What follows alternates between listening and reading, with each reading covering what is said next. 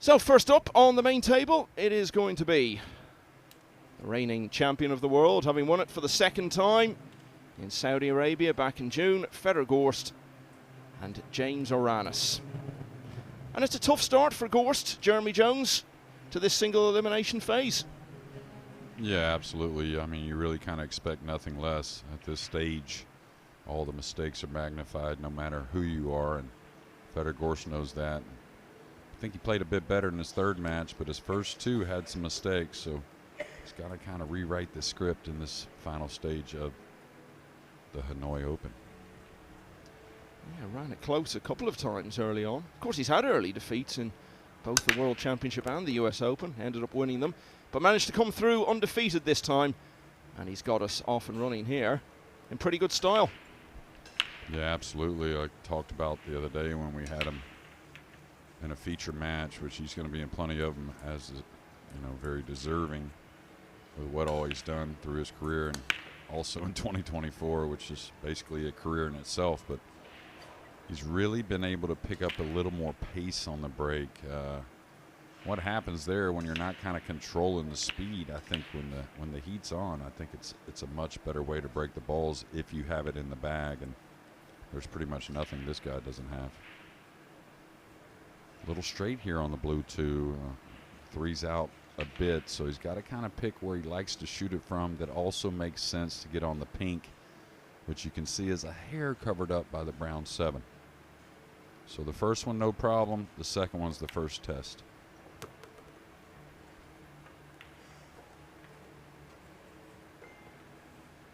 Okay, it's obviously going to be a 2-rail back and forth, but he's got to go a long ways with this 2 cushions, at least back to where, kind of the vicinity where the red 3's at now.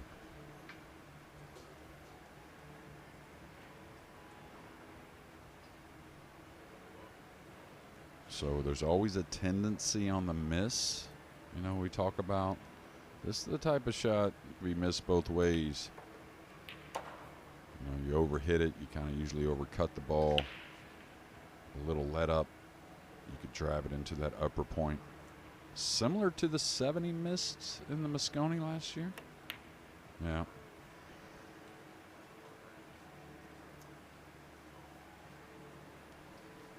So James Aranas coming to the table, 32 years of age, ranked 50th in the world. Yeah, and that miss was all delivery. These pros don't aim poorly. So just a little quick overall, and that's pretty expected early in the match and generally late in the match as well. This does go. Big shot for James just to get it down, to get it going, though.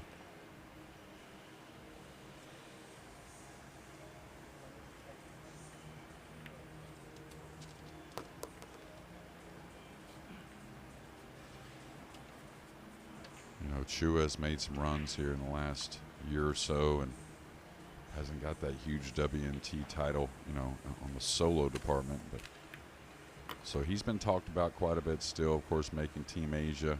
This ball here a little heavy, and I think he still plays the cut, but it's awfully thin. But James is kind of like, since that World Cup win, got a lot of praise, as he should, but maybe not as talked about here recent as much as he'd like.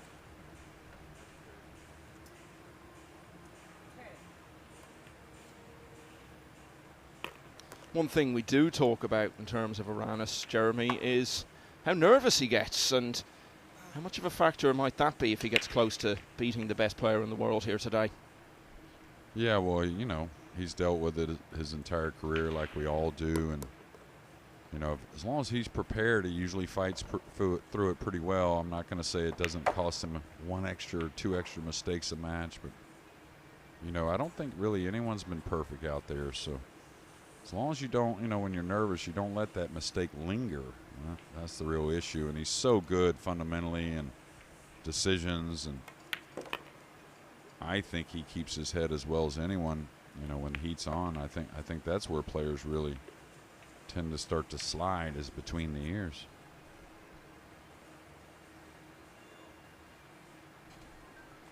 Nice opener on the 3 at a light speed. Really nice thin cut on the 5.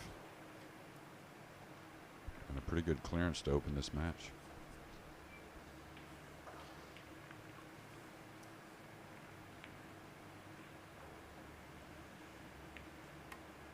Gorst missed the 3. Aranas took care of business from there. James Aranas, one of 18 players from the Philippines in the final 64. It's a pretty impressive return from an initial contingent of 31. The next most represented countries are the host nation, also Chinese Taipei, and your own country, Jeremy, all with 8 players in this final 64. Just looking at the early matches and who's involved in them. Oscar Dominguez, who's involved in that battle for Mosconi Cup places for the US, just starting against Chin Ching Yu. There is one catch, he's still here, the younger one, Cledio. He's just getting underway against Antonius Kakaris of Greece on table 9. We've got the UK Open champion, Robbie Capito, just getting started against Lin Shi Kai, out on table 12. Duong Kwa Kwang, the big home hope, playing Britain's Dean Shields. Tyler Steyer, also in the US Mosconi Cup battle, is up against Patrick Gonzalez. And Jason Shaw, the defending champion, is playing American teenager Landon Hollingsworth. All those matches just starting. Here, it's 1-0 Aranas. Well, it seemed like a pretty good connection on the one ball. A dry break, and I was going to say, usually Aranas breaks the balls pretty well. Take a look at the cue ball path. It looked pretty good to me. That's just how fickle this break is at times. Okay, you can see an easy one ball, the 2 over the side. It's going to be from the 3 to the 4. And then kind of needing a little bit nifty position on the purple 5. But after a miss on the 3, Gorst is pretty happy to get back to this.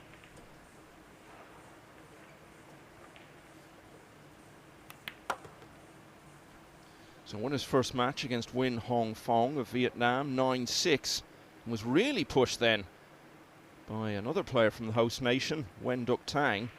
Went hill in his second match.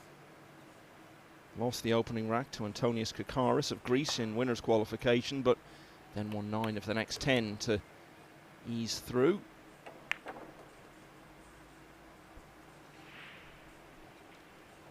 Boy, those types of shots when you're drawing over, of course you're going to stay above the ball, but it's nice when you fall absolutely perfect. There's nothing awkward about this shot with the draw stroke.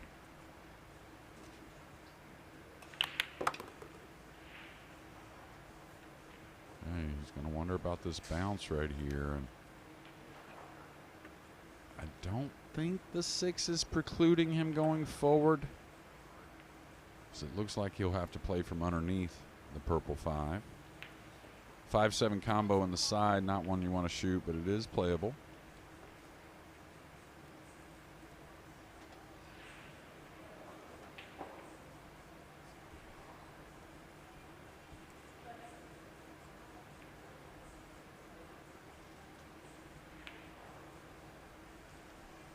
Yeah, you can see just a hint of an angle to get to the rail, so he's going to have to accept a pretty difficult shot in the corner. And one, he's going to have to work the cue ball as well.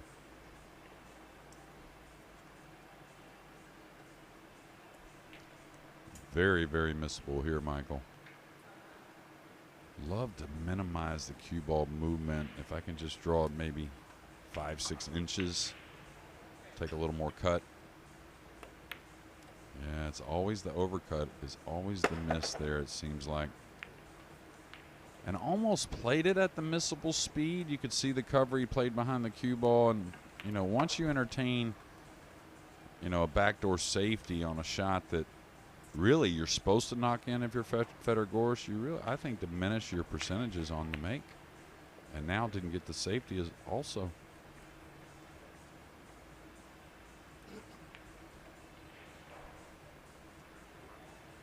This may be a real pretty one with the hook on the cue ball.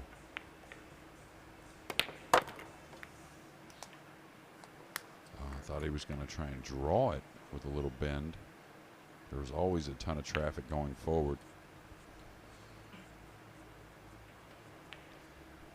Aranas won 9-4 against Aaron Lee Ko of Singapore, then 9-6 against Jason Marabi of the Philippines. Lost to Jeffrey Roda, 9-5. Roda, who's just been in the US Open quarterfinals, so had to go to the loser side and beat Do Van Kai 9-4. Watch out, 9 ball. Watch out, 9 ball. Oh, what a way that is to get to 2-0. Raises the hand in acknowledgement, so Gorst has had chances in the first couple of racks. He's had missed balls in both, and Aranas has won them both. So the Philippines player leads 2-0. Jason Shaw, last year's winner, has taken the first rack against Landon Hollingsworth. Roland Garcia's just gone 1-0 up on Edward Koyongian, who's one of 3 players from Indonesia in single elimination. Ko Pin-Yi, last year's World Masters champion, has won the first against Max Eberle. And Patrick Gonzalez of the Philippines leads 1-0 over Tyler Steyer. Oscar Dominguez winning the first against Chin Ching Yu. Robbie Capito 1-0 up on Lin Shi Kai. Johan Chua has gone 1-0 in front against Jundel Mazon. Claudio Cacci leading 1-0 against Antonius Kakaris, who had to go to the loser side after being beaten by Fedor Gorst.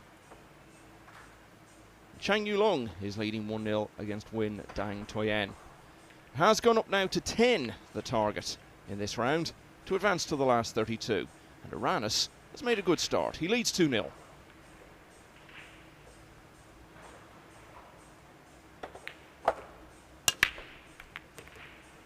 Now, Michael, I know you don't play a ton of pool. Of course, you played some Q Sports before, but you've been around it so long now and know these players probably as well as anyone. You know, what do you make of those first 2 games? I only ask that because Gorst breaks the balls pretty perfect in game 1. He's got a real nice starter, doesn't get very far. A dry break from Aranas in game 2 with a real cupcake starter, doesn't get very far with it. I mean, what do you think's going on? In terms of Gorst missing balls? Yeah, I mean, what's your feeling? You know what I mean? Of course, it's hard to know exactly what's going on in Fedor's mind, but a little alarming here to start. Well, success brings its own problems, doesn't it? And he's just had so much of it this year, and now we're into the business end of the tournament, and you do feel different when you're number 1, you're there to be shot at. He knows he's playing a guy who, as we were saying off air just before we came on, actually has a pretty good strike rate of beating the top players. It's all very different when you become the one they're all hunting. Yeah, absolutely, and it's almost like a la FSR. We were wondering, how much the pressure's going to mount as he continues on such an incredible run. And, Fedor Gorst, even though he fools us at times, he is human. Yeah, and it's funny, Sanchez Ruiz obviously loved being world champion, loved being US Open champion, loved being number 1, but there's almost a feeling with the Perry Open last week that he's been a bit more freed up now because there's less attention on him, and he ended up winning that tournament. Yeah, it doesn't matter what player. Oh, look at this shot. This is very interesting. He was trying to contact the 4, the 5, or the 6, excuse me. Could have pinched the cue ball behind the 7. That's a little bit of a nervy shot if you are nervous, especially. And talk about an opportunity. He's already had a couple really good ones, but after a few mistakes, this has got to be pretty refreshing for Gorst. Just shows what an exacting game this is, doesn't it? And the absolutely tiny room for error there is, that we've got a guy here who's been winning all the big tournaments all through the year. He misses 2 balls and we're analysing it, but that's just the nature of the game. Well, I'd say that's his fault, but in a good way. Yeah, exactly. Yeah, but what I was going to say, all these players want to be world number 1, and of course, why wouldn't you? You want to win all the events you play in, and that's the goal, is to keep winning matches to try and win the tournament. But I think sometimes, there's certain personalities that kind of agree with that number 1 spot a little more. I think, if you look at snooker, you couldn't set up a guy to stay number 1 for such a long time more than Ronnie O'Sullivan, with his mental attitude. Even though it's a little up and down, it's very unique. It kind of reminds me a little bit like an Earl Strickland. Once he got to number 1, that was a good thing for him, with the mentality. And sometimes, you get someone like Fran, super nice guy, maybe a hair of an introvert, maybe the pressure will build.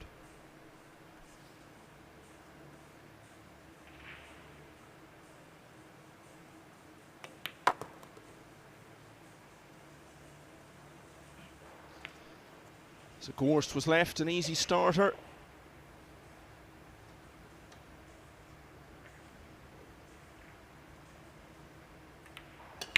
It's a fairly routine 9 to finish. So, could have won both of the first two. He has won the third rack. Aranas now leading 2-1. Claudio Cacci off to a fast start, 2-0 up on Antonius Kakaris. Robbie Capito is also leading 2-0 against Lin Shi Kai. Chang Yu Lung has got the same score over Wen Dang Toyen. Jason Komayas leading former World Cup winner Fu Jianbo of China, 2-0. Roland Garcia 2-0 up on Edward Koyongian. Kopinyi's got a 2-0 lead over Max Eberle. And there's some of the main stories going on at the moment. You know, you talk about guys who've been number one and been at the very top of their sport. The greats in different sports, even if they're successful for a long time, there tends to be 1 year you can point to in their career and say that was when they were at their absolute peak. And even though Fedor Gorst is only 24, maybe this is the year for him, not least because it's hard to imagine how you could have a much better year than this ever again, even if he remains one of the top players for a long time to come. Yeah, absolutely. That's just percentages, right, along with everyone else trying to beat him and him raising the bar like all the greats do. All Philippines clash. There are a few of those in this round going on table 2. Johan Chua and John Del Mazon level at 1-all. It's a bit like Tiger Woods, isn't it? He was 24 when he had his career year, and Gorst is the same age now. World number 1 by a massive margin. Started the year 3rd in the rankings. Well, you brought up Tiger Woods. We'll let him break the balls and get a look here. Smashing them there. Maybe a little upset about those early mistakes. Really put a lot into that break. But, you know, one thing that Woods' dad, if you ever go listen to some of those tapes and stuff that he had for his son and different discussion, is it wasn't all about how to hit the golf ball.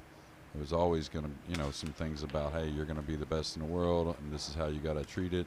Not all players are going to like you because of it. And, you know, there's a lot of mental things, and especially with these types of sports, stationary sports, when it comes to like golf and pool. And you know more about coaching than anyone. If someone is coaching a player of Gorst's level or any of these top players, would it be fair to assume that very little of it is technical, maybe working on the break to some extent, but that it's largely mental when you're dealing with a player as accomplished as Gorst? Oh, absolutely. I mean, it's little tidbits, and it's, you know, you got to treat every one of them a bit more subtle. You know, if you find someone that's not as confident, you can't just work on that with them knowing it. It's got to be little things here and there, and then you find someone like Gorst who maybe doesn't, you know, walk around strutting too much, but he's a very, very confident man, a very confident player, and you can address that a bit more, you know, frankly, with a guy like him. But yeah, I mean, to answer your question, there are some physical things, but, you know, if they're prepared, the physical is going to be okay, as long as the mental's intact. So you're saying, from the sound of it, that you'd like to see him carry himself with a bit more confidence and a bit more of a swagger? You talking about Fedor? Yeah. Oh, no. I think he's good. I think he's really good in that department. I think he, in my eyes anyways, and maybe just knowing him, being around him, that I think he's carries himself in a very confident manner. But it's more of a quiet confidence. And you think that's a good thing? Yeah, absolutely. Yeah. And it's a realistic confidence, you know, meaning like, yeah, I'm going to keep my confidence, but I realize when I messed up, and I got to address that first. You know, that's how you get that confidence back the quickest, is resolve your own issues, right? Funny shot here, a little bit funny. Played it with a little check. But he kind of has it all when it comes to that, in my mind, where he is confident, but it's his worth ethic that keeps that there. Not only, you know, away from the tournament, but right here, you can tell he's getting into that working mode. And once you understand that, that's something you can rely on, and kind of easier to leave mistakes behind. Oh, this could get a little awkward, even for the tall right-hander. I don't know if he can really afford to put a ton of speed here. This is going to try and get for the 7 in the right middle. Easy to overcut this ball whenever you try to move the cue ball too much. just like that. I thought he might just kind of dink it in and take the 7 in the upper corner. And that's not necessarily fault necessarily. It's just kind of like how that happens quite often, no matter the player.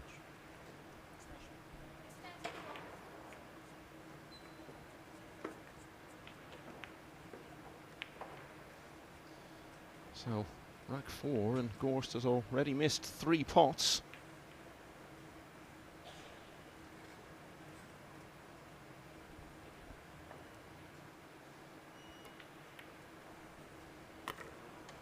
I'll tell you, if the decisions can remain pretty good, I mean, you got to say that Aranas on all the tough shots has looked really good. So as long as he doesn't let some decisions get in the way, you got to like what you see so far. Yeah, all positive signs, and looked as though he was going to be pegged back to level. Now he has a chance to restore that 2-rack advantage, and should do so from this position.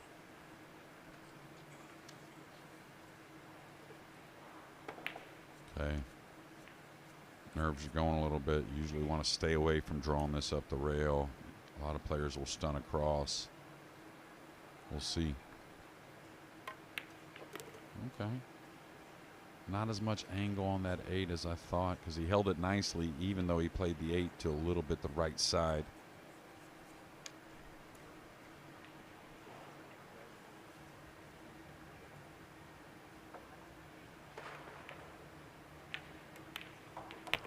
So once again, Gorst got himself in a tricky spot, missed the pot as a result, and Aranas now leads 3-1. Gerson Camayas of the Philippines is making as fast a start as anyone. He's won all of the first 3 racks against Fu Jianbo. The defending champion Jason Shaw has added rack 2 to lead 2-0 over Landon Hollingsworth as we look at that missed 6 again.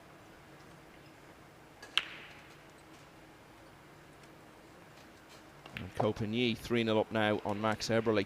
Yeah, I'm glad we saw that replay there, because I thought I saw that during the rack when Gorst returned to his chair. And you can see he's got them in his hand again. It looks like he's got headphones around his neck. What's going on there? No, that's a fan, I believe. Oh, they make okay. fans that way where you can, you know, you don't have to hold it. It's you get double-barreled, kind of like with the fan itself, and I'm sure that's what it is. You can see him cooling the face off now. Yeah, you would know about things like that where you come from. We don't have much call for those in Ireland. Well, maybe the heater side of things is a good one. Possibly. Maybe you could do that. Yeah. Yeah, I actually had a talk with Jason Shaw before this round. We were in the office and just discussing, you know, it's hot out there, and of course the table conditions can get a little bouncy, and we're going to let Aranas break the balls, and I'll continue. But interesting subject, really. It's much more of what we're used to seeing from Aranas. Usually, no matter the format, breaks the balls really well. And no cupcake here on the blue, too, but definitely something he'll play. But what I was going to get at is, you know, we talked a little bit, and, you know, when the conditions get tough, right, you got to ignore a perfect pool. No one's going to have the cue ball on a string when everything starts to bounce. You have to have the mentality that I'm going to be a little out of line here and there, and you got to not let it bother you as best as possible. And just understand you got to knock in a little better balls here and there throughout the matches. And Jason kind of thought the same thing. And for Jason, that's not a bad thing anyways, because we know how well he is potting the ball.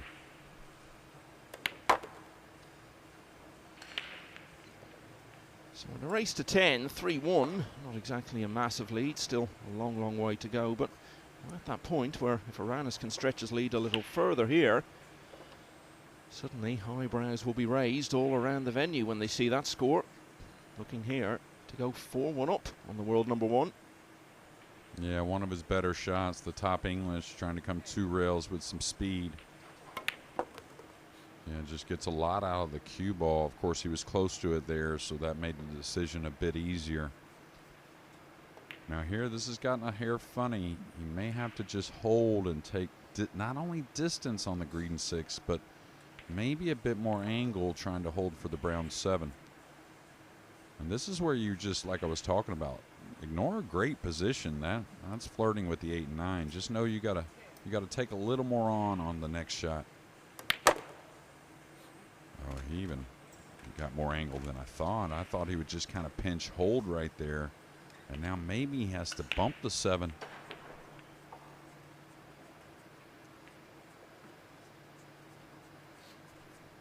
But if you looked at him in this match, all these soft ones have been really on point. Most of them have been thin cuts.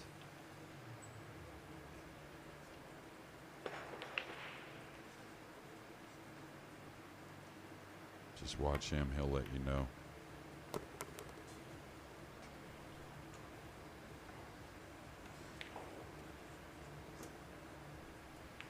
All right, not what he wanted, but still very natural to where he doesn't have to baby this. He can go 3 cushions off the side cushion, top cushion, then the opposite side around to the center of the table. I like that better than the light one.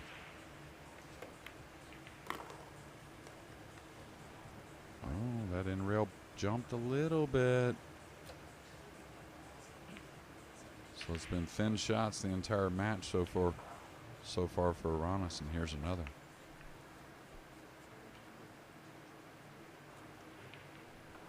Tell you, if he's comfortable, I might check this and go 1 rail into the 9. It looks like he's cueing right English, so he's going around the table.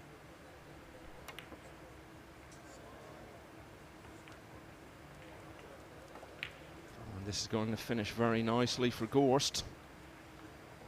So, very swiftly, it's turned from a situation where Aranas was looking at the first break and run of the match and a 4-1 lead to Gorst having a fairly routine path to being only 1 behind again.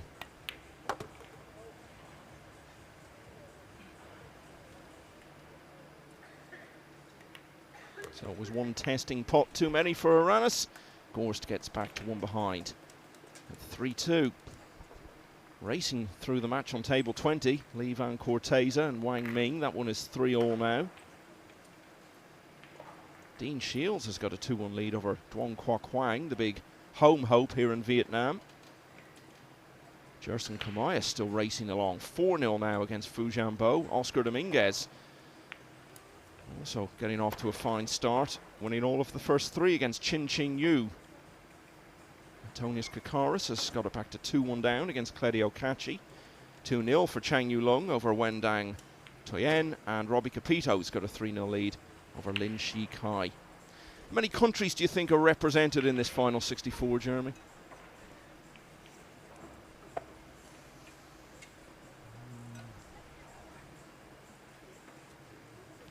Not as many as we're used to, I don't think. Yeah, I think probably 10. Yeah, well, no, it's still a lot more than that. Oh, really? 19 maybe? No, 18, 19? Yeah, well, depends. It's either 16 or, if you're counting England and Scotland as separate countries, then it's 17. Okay. But it is perhaps a bit less than we're used to, but it's still a heck of a lot. Yeah, absolutely. No more global sport than 9-ball pool. You've got Philippines with 18, Chinese Taipei, USA and Vietnam with 8 each. 4 British players. Indonesia with 3, the same as Spain. That's interesting. Albania, even though Eklund Kachi is not here, with 2. China and Hong Kong also with 2. And then 1 apiece for Bulgaria, Denmark, Greece, Italy, Lithuania and Turkey. 2 players from the most represented nation in the single elimination stage going head-to-head on table 2, and Jundel Mazon, who knocked out Aloysius Yap yesterday, looking to get back to 3-all with Johan Chua.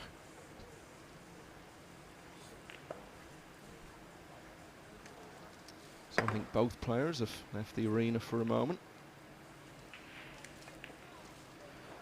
Of course, I made the decision some time ago, Jeremy, to ban you from ever picking American players as your selection for the tournament, and I suppose most people would say Gorst is the logical favourite. Looking outside the Americans then, who do you like for this weekend? Yeah, we talked about it, me and Phil, a little bit yesterday. Kind of like Ko Ping Chung. I think he sets up to break the balls really well. I like what I've seen so far. I think there's some tournaments this year that he got narrowly beat in that he could have been the finalist or maybe the champion at times. So You know, maybe, you know, not making that Reyes Cup, he's disappointed, but he can kind of like stake his claim right here in Hanoi. And you know he's got the pedigree to do it. Yourself, Michael? Yeah, I mean, see, I'm not banned from picking Americans, so I can go for Federer, but that's pointless. It's too obvious. I'll tell you who I actually think might be due winning one of these, and he's got a big week coming up next week, is Beato. Well, I'll tell you, you know, he's a true champion, and what happens with those guys, and look at that miss by Mazon on the 8 ball, just kind of got a little quick with it, trying to get the cue ball across, and could be a pivotal point in that match. We'll see and keep you updated, but you know, I'm sorry, I lost my train of thought there with Mazon. No, I just mentioned Beato is Beato, maybe my pick for the weekend. Yeah, but he's a true champion, and he always has been, and he's got so many titles because he's the type that, you know, we can honestly say he's had a lot of struggles at times and a lot of early exits or odd losses or even close matches that he won that shouldn't have been much of a threat. But those are the type of players that bounce back in big ways, and you know, we can certainly say he's on the right track getting his game back. You know, you mentioned Ko Ping Chung there, and I remember at the World Masters in Germany back in April, you and I and Carl were talking in commentary. Okay, what do you think the Asian team will be? Who do you think will be your 5? And we just couldn't do it because you'd get to maybe 5 names and then you'd say, oh, but then there's also this guy and that guy and the other guy. And I think it really highlights the sheer depth and the number of players capable of representing Asia that even Ko Ping Chung is not in the team. His brother Ko Ping Yi will be there.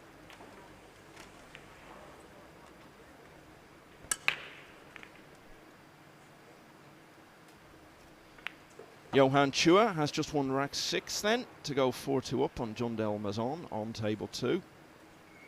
Jerson Komayas very much in the lead in the race to be first through, now leading Fu Jianbo 5-0.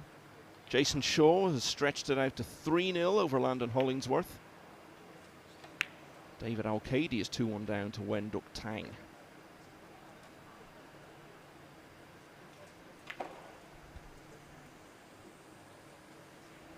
There's a long gap between racks on table 1. Aranas is back. We're still waiting for Gorst, but we can keep an eye on events on table 2. And you look at Chua, the year he's had, World Championship semi-final, got to the final in Germany as well. He's another player who is certainly trending in the direction of winning one of these. Yeah, I mean, you know, and away from the tournament, you know, Chua, you know, you might say in the back room or, you know, challenge matches at the pool rooms or the local clubs, he's as good as he gets. But he's another player, you know, like Aranas, that deals with some nerves, and he's learning to deal with them better and better. And we certainly know once that gets even more settled, he's going to win one of these big ones. All right, I was just going to say, you know, with a few struggles, that's why this weapon is so huge. I mean, you can just get the starters that kind of make it to where it's hard to really make too many big mistakes.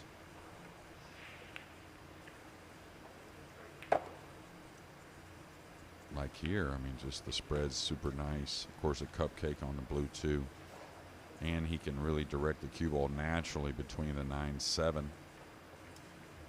get over near that right middle.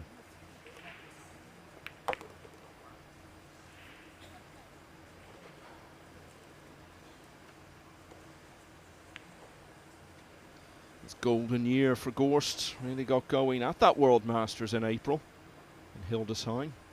Beat Mario He in the first round, and then a string of established champions after that. Albin Ocean 10-1 in the quarterfinals. A strong finish to see off Jason Shaw in the semis, and then won the last 3 racks to beat Joshua Filler in the final. Went out early at the UK Open. Well, early by his standards, last 16. Beaten by the eventual champion Robbie Capito, and then that incredible run at the World Championship where he seemed to be on the brink of going out in almost every match. Came through in a Hill final against Eklund Kachi. Again last 16 at the European Open, beaten by his good pal Skylar Woodward 10-9. And even after the early defeat by Vitali Patsura, turned things around to win the US Open for the first time. 12 months on from having had a significant lead in the final and ending up losing that one to Ko Ping Chung.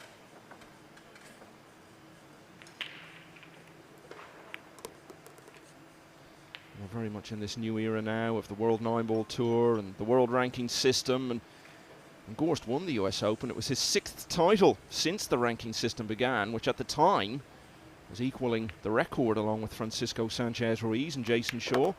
Sanchez-Ruiz has since edged back in front with his win here in Vietnam at the Perry Open last week.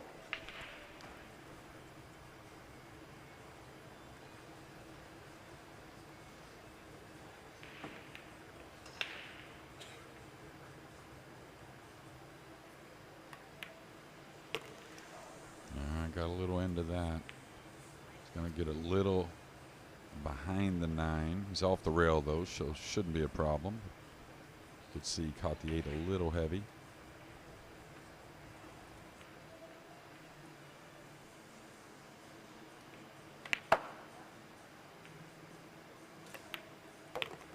So in the previous rack, Fedor Gorst was pretty close to going 4-1 down in this match. Now he's level for the first time since the match began. It's 3-all.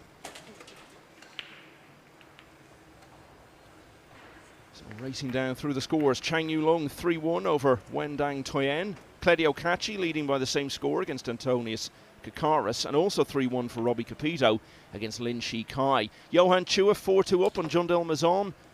Chin Ching Yu has won the 4th rack but trails Oscar Dominguez 3-1. Jerson Kamayas has now made it half a dozen in a row to lead Fu Jianbo 6-0. They've also played 6 racks between Wen Kong Tan and Jeffrey Ignacio, but they've split them, so it's 3-all in that. Jason Shaw, the defending champion, now 3-1 in front of Landon Hollingsworth. 4-all between Lee Van Corteza and Wang Ming. It's 2-all in the match between Edward Koyongin and Roland Garcia. Wen Van Hein is 3-1 up on Ishmael Kadir. Ko Ping has won all of the first 4 racks against Max Eberly. Patrick Gonzalez has just won rack 4 to go 3-1 against Tyler Steyer. Dean Shields still leading 2-1 against Wong Kwok Hwang. And Wen Duk Tang has also got a 2-1 lead over Manila-bound David Al-Kadi. 3-all here.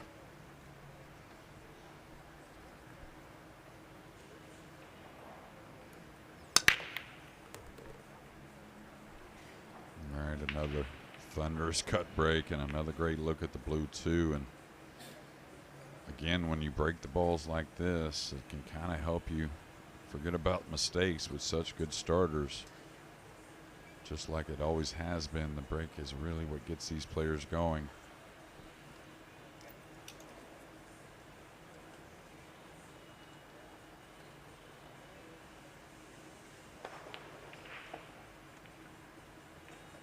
Okay, really natural to the red 3. Ooh, caught that a little heavy. Wasn't center cut by any means. He's going to have to play a nice one here from the 6 to the 7 later in the rack. The 8 covering up a bit, so a little limited on options. Nice, the 7 isn't too tucked away.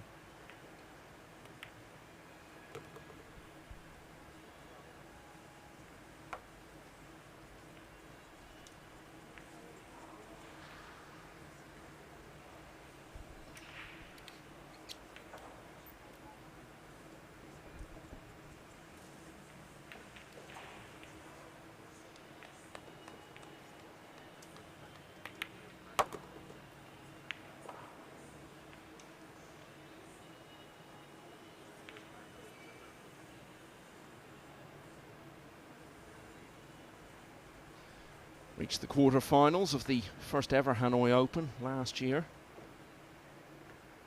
Beaten in a close one by the eventual champion Jason Shaw. But he has won a tournament in Hanoi because he took the Perry Open just before this event last year.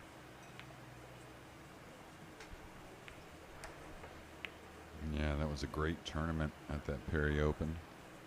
Really fun watching, of course, Gorst win, but Feliciano play all those matches. Really the first time I got to put my eyes on him, and when he got going, he was just a real entertainer, really. Yeah, and that was who Gorst beat in the final of that Perry Open last year, Michael Feliciano. Okay, a little missable. He was a little off angle on the 6, so he, you know, of course, if he tries to draw back too much, I don't think he gets snookered, but maybe makes the 6 a little more of a missable ball. The miss here usually just a little to the left knuckle. Don't expect it though.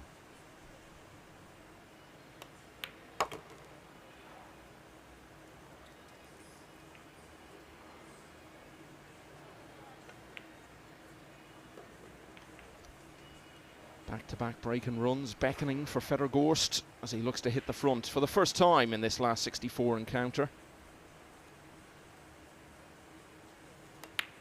Yeah, and James, of course, had that 8 ball to go up 4-1 and has not shot since.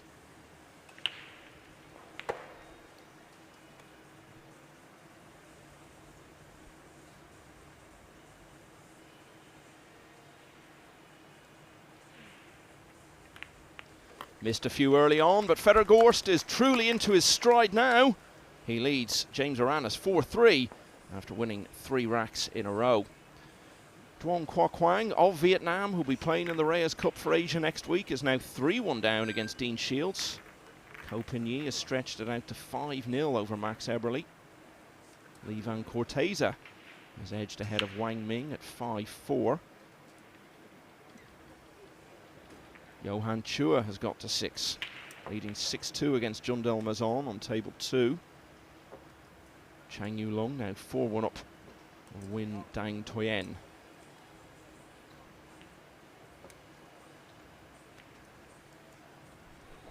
You look at everything he's achieved already in the game at only 24 years of age.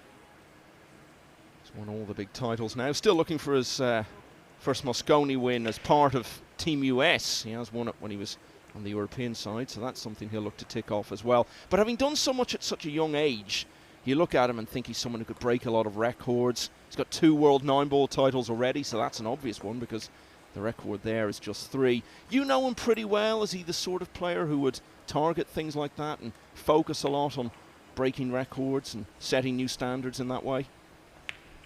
Yeah, I think so. I mean, you know, he's always talked publicly about goals and resetting goals, and after winning that world title and then the US Open as well, he said it again that now it's time to you know, set a new goal for myself, whatever that may be.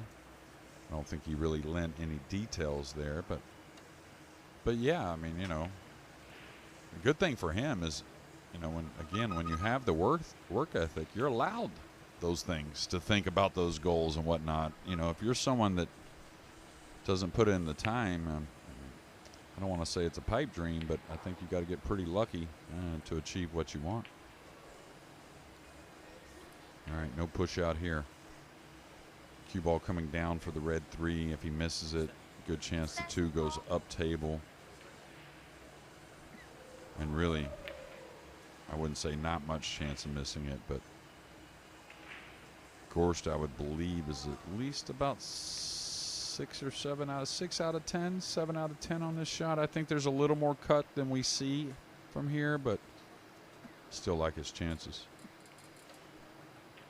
Wants to make sure he doesn't get too much draw, lose the cue ball on the lower left.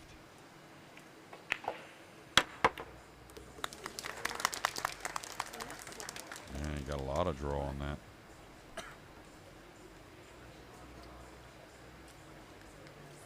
Just look to our left there, Jeremy.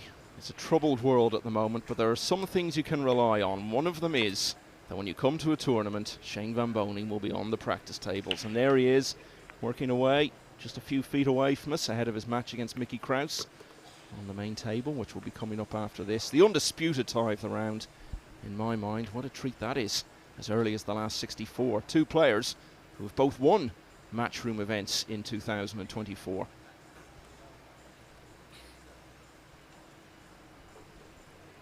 Yeah, and you talk about punishment.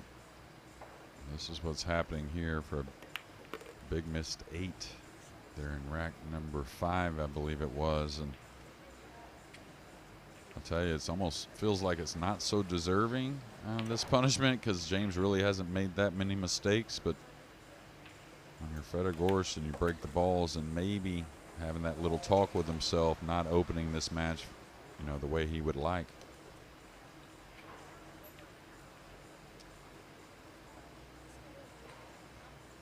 People talk about loving unpredictability in sport, but there's something wonderful about watching dependable, relentless, consistent quality play, as we've been doing with Fedor Gorst for the last 6 months or so.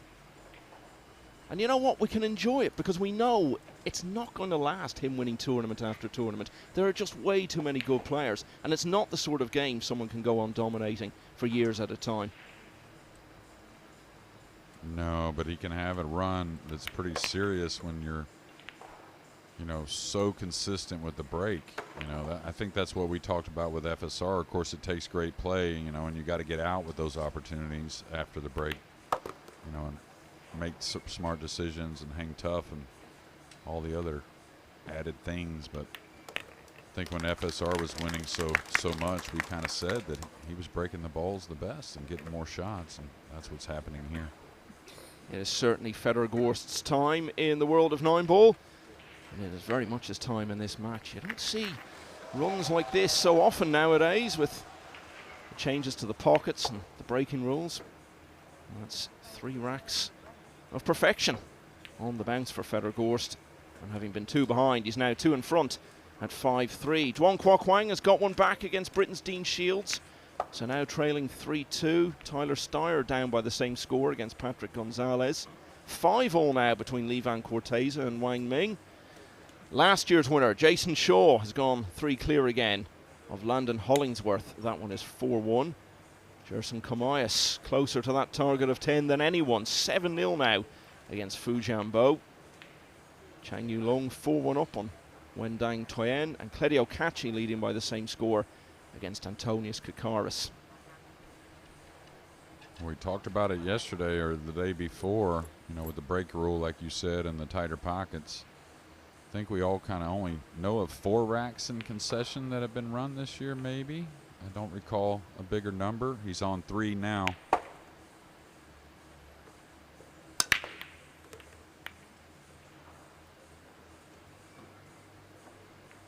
Okie dokie. I don't know if he has a pocket. I think he does. The 3 hangs up in the corner.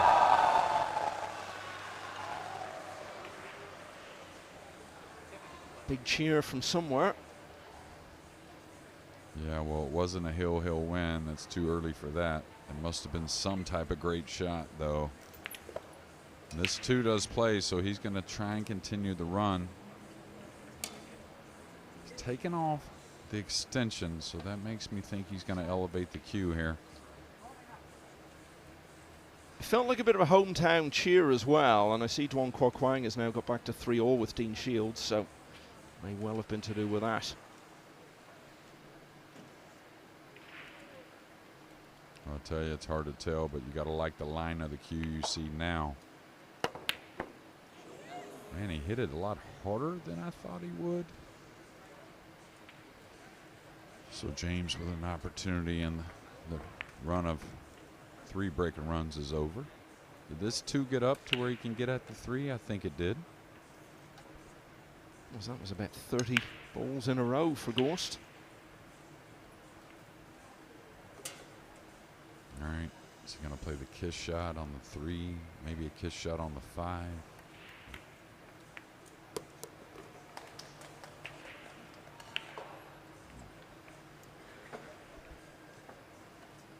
I think he thought the 2 would run up the table a bit more. That's why you didn't see a little extra added speed. Sure love to attack here, and the reason why is, you know, he's seeing what Gorst is doing with the break, and Gorst so good with the jump cue, kicks pretty well also, but the 2's not that hard of a bank, but position on the 4 very difficult. He's going to leave a gap here. Maybe not.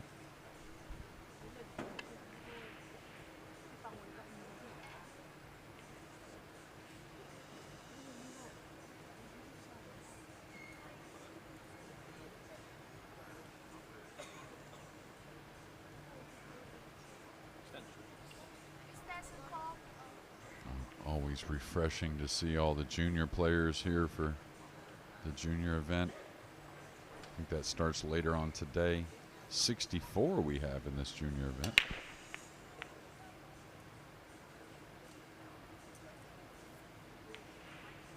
And speaking of youngsters, I mentioned Landon Hollingsworth there. He's a bit beyond that stage now, but he's still very young. He's only 19. All the talk has been about Sam Henderson as the big young American hope over the last year or two. With what Hollingsworth has done recently, is he perhaps taking on that role himself now as the big hope? Well, I think there's a lot more than those two, to be fair. I mean, you know, you got a lot of players, a lot of youngsters, some really young, that are right on the heels of those two as well. So I think there's a lot of hopefuls. I think Landon's just kind of turning a little corner. You know how that is in these games. You know, you improve and then you plateau a little bit. Kind of wonder why you plateau, and then you don't even notice improving more. And I think Sam and Landon both are going to be great prospects for USA in the future, along with many more. Great pals, the two of them. You always see them together at these tournaments. I was talking to Landon the other day, and I mentioned his recent match against Shane Van Boening in one of the smaller ranking events in the US, and his eyes just lit up at the fact that he'd been out there and won a few racks against him. All right, what a special position shot that was. Had to gamble a little bit with the scratch coming 3 rails in that right middle. Got off the rail with the cue ball. Good stuff there from Aranas. Could this be the start of him stemming the Gorst tide? Looks like the lighter side here. Oh, he's missed this ball. Wow. Got a little shorter with the backswing than his normal. Anytime you float it, you can get a little clean from the cue ball to the object ball. And this is cuttable. Cue ball's going to have a little speed on it, but I think he goes between the 8 and 9. May get contact on the purple. Oh, he's missed it in return. He tried to go between the 6-9, which I thought was always going to be difficult.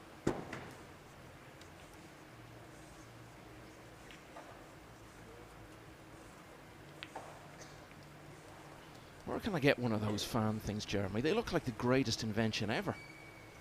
Yeah, I've seen him in the poker room before, years ago. All right, trying to avoid the 6 as he, oh, he's drawing it. Really good stroke. You and I walked in here together from the hotel. It's about 5 minutes away. We were both drenched by the time we got here. We could have used a couple of those for the walk.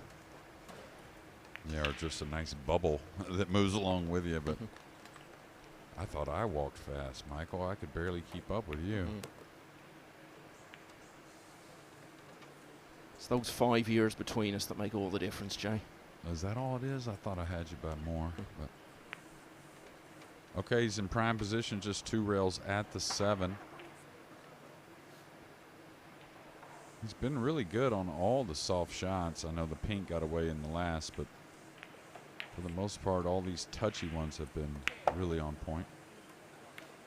Oh, he caught it a little thin. Going to come at the 8, hoping to avoid awkward cueing.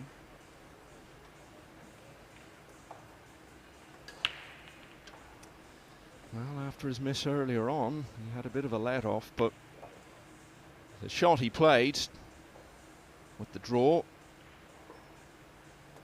to start this visit was worthy of setting up a rack-winning chance. Ooh, but where's this finishing? Yeah, it's a little surprising. I mean, I understand trying to get to the short pocket, but it was set up to just come 1 rail right back at the 8 for the upper right corner, which I believe is normally how James would play it. And so maybe a few misses have gotten in the head a bit.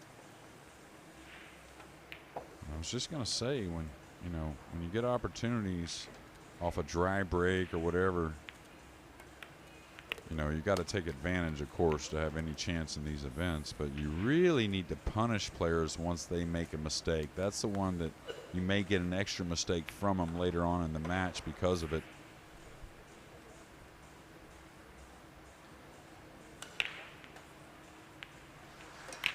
Well, Aranas got there in the end, and after losing all of the last 4 racks, he's won that one. And he's back to only 1 behind now at 5-4 in this entertaining last 64 clash.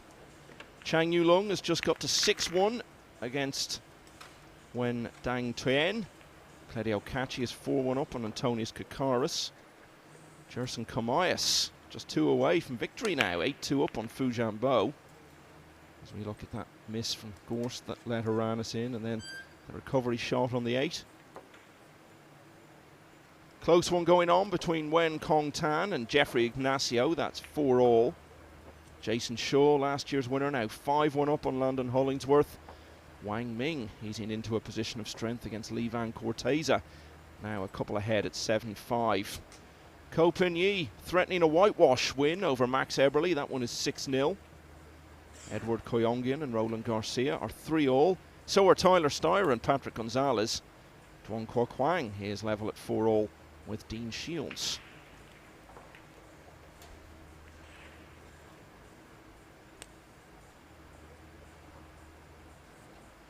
So Aranas breaking as he looks to get level once again.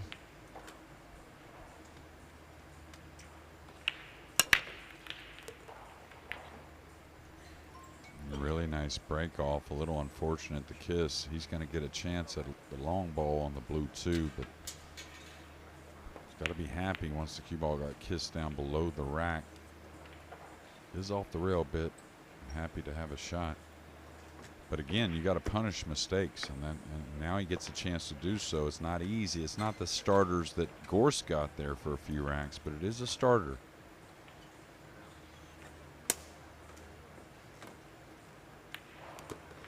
Really nice. He's got previous of beating Gorst in one of these big Matchroom Open events. They met in the UK Open last year, and Aranas won 9-2. That's the sort of result to raise eyebrows. Yeah, he's got to work the ball here between the 8 and 9, it looks like. Shouldn't be a problem. He caught it a little thick. Is it going to move? Yeah, it did get away from the 9, so that's okay. Going forward's a little funny. Drawing into the 7 would be ideal, but how much of the brown 7 are you catching? Is that, you know, kind of making you fall towards the bottom cushion? So a little awkward still for sure. I kind of wonder how he's going to play it. It's almost got to be the draw stroke, really. Now the key to this is, you know, oh, he's going to hit it with speed going forward, trying to kiss the 7. I don't. Oh, he beat the scratch as well. Really nice. Well, the camera sure will fool you at times, Michael.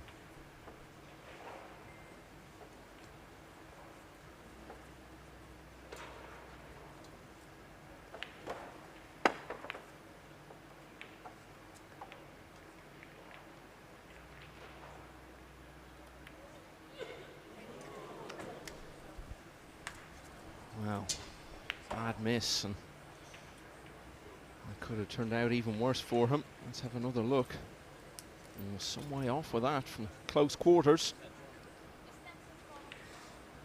Yeah, that was super surprising, really. You know, and he's gotten out of line with position that caused the miss on that 8 earlier, even though I thought he'd get it down. But got through the tough stuff there in this rack with the 2, 3, and 4. Missed pretty much a cupcake in the side with the purple 5.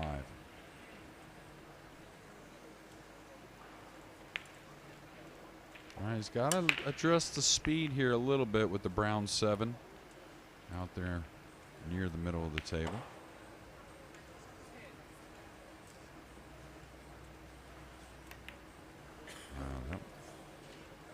That wasn't too close, considering I know it looked thin, but he was pretty close to that purple 5. And not sure what's going on there mentally.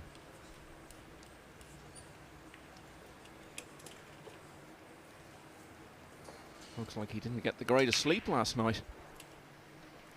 Well, I saw him in the restaurant at dinner, and it seemed like he was really tired at that time. That was about 9:30 at night, which of course these are long days for these players, and with all the travel and trying to get acclimated, even though he's been here now probably going on 2 weeks. So Aranas got let off the hook in the previous rack. Maybe the same here again. Bad miss on the 5 into the side, but he's swiftly back in, and there's a chance to make it 2 racks in a row and get level once again. Yeah, it should be the draw stroke here.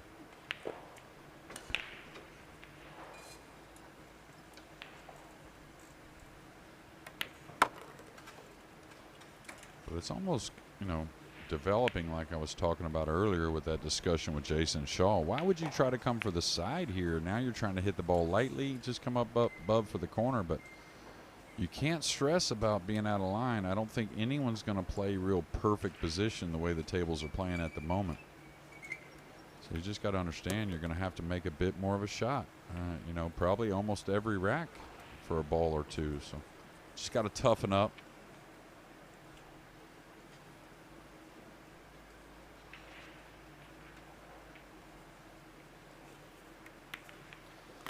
Well, Gorst could have been disappearing out of sight in this match by now, instead of which James Aranas has drawn level once again. It is indeed 5-all.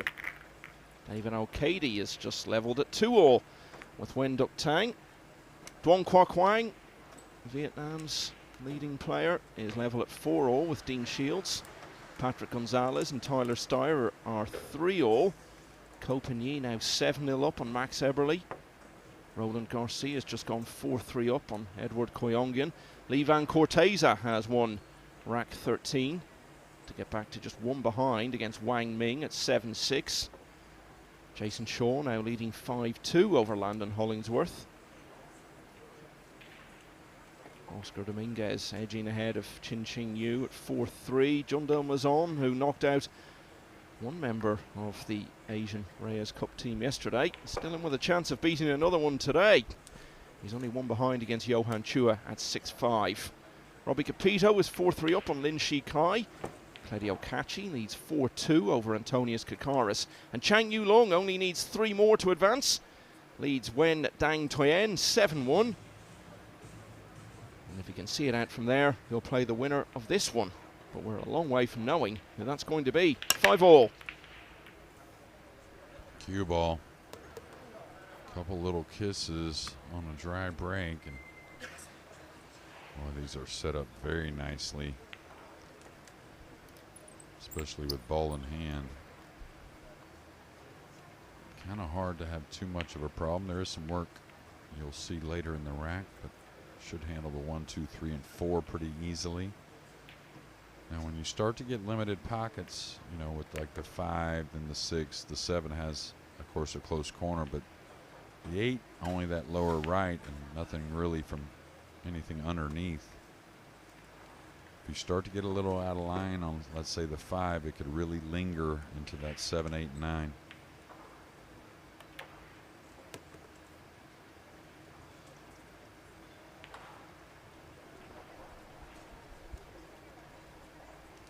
Talked earlier about his World Championship success early in the year. Had so many close finishes, came from behind so often. 7-0 down against Amir Ali. At this stage, actually, the last 64, and then won 11 of the next 13 racks. Let's not forget he lost his opening match to Mustafa Alnar, had to go through the loser's side. He also went to the 1-loss side early on in Atlantic City back in August, but once he got to single elimination, it was a breeze by comparison to what happened in Saudi Arabia. He was pushed hard by Alexa Pechelge, who he'd beaten in the semi-finals of the US Open the previous year, this time in the last 32, and of course the final was pretty close as well against Shane Van Bonen. Yeah, he's going to draw back, so speed control pretty crucial. Ooh, I was going to say. And I also thought he should have just really stopped the cue ball and taken the 6 in the upper right. You know, Look where he fell on the rail awkwardly. Of course, he overcut the ball a little bit, but I thought there was a lot more, let's say, question marks coming back with the cue ball versus just holding there and accepting a little more of a shot. Well, Aranas has been pretty effective at pouncing on Gorst's errors in the last couple of racks. And now all of a sudden, not long after Gorst was on that sequence of 3 breaking runs in a row, Aranas has a chance to lead for the first time since 3-2. Yeah, and I don't know. I don't think he really knew how that ball was going to react. So trying to create speed, not being long distance away from the 6. Did get one playable, but very missable, especially having to put a little speed and maybe some right spin. One of his better shots usually. Yeah, not even close. You know, and I was almost, it really kind of shows you what I was going to bring up. You know, all those almost losses prior to winning the World Championship, some other times during this year, kind of having a loss and still going through and winning the tournament. A lot of that comes down to players not finishing Gorst off as well. It's not always Gorst doing something special to come back. I mean, we've seen that. It was just like right here. You gotta take advantage.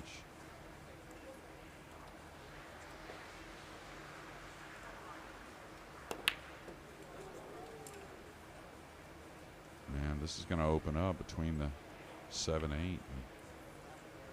8. What is going on? What is happening? I think he's saying he's sick or something. Fedor Gorst appears to be conceding the match, Jeremy. Yeah, I don't ever recall. I mean, don't get me wrong, I've seen it, and I actually did it once in my pro career, but I didn't see why James didn't want to win like that. But I'm sure we'll get some kind of explanation. Fedor Gorst usually will explain things, but a little baffled at the moment, Michael. Well, what an incredible story we have got here early on this Friday in the Vietnamese capital. Fedor Gorst explaining to James Aranas. Let's be clear, it's not an act of petulance. That wouldn't be Fedor Gorst's way, I don't think. And now he's speaking to Ben Taylor-Fuente, one of the referees here. This is something we'll hear a lot more about, but this is a massive, massive story here. Fedor Gorst, the undisputed player of 2024, the world #1, the champion of the world, and the favourite to win this Hanoi Open, has conceded the match at 5-all. And James Aranas is through to the last 32, Jeremy. What a sense of anticlimax. Yeah, and, you know, at 5-5, of course, making some mistakes and whatnot, there's obviously something going on. I mean, it's warm out there. We saw the fan and whatnot, but especially, I mean, considering how well loved he is here in Vietnam, to concede this match and kind of throw in the towel at 5-5 without something obvious. I mean, we don't see him cough. You know what I mean? It doesn't seem like he's ill, to me anyways, maybe just a little overheated. So might there actually be a little bit of petulance in there in the mix somewhere? Maybe. I mean, it just seems so hard to imagine of such a great competitor and such a consummate pro. Yeah, and like I said, I'm sure he'll give us some explanation. That's not unlike Fedor Gorst, not to address any issue if there is a question mark. But I can't wait to hear it, I'll tell you that. Okay, well, if you told James Aranas an hour and a half ago that he was going to be in the last 32 of the Hanoi Open, just as he was last year, he would have been absolutely delighted. But never in his wildest imaginations could he have foreseen how he was going to get there. So Fedor Gorst at 5-all has offered his hand and offered the match to James Aranas, who as a result is through to the last 32. Well, there's not a great deal left to say at the moment. As you say, I'm sure we'll hear from Fedor Gorst later. He's talking there, I believe, to Rob, one of the security guys from Matchroom.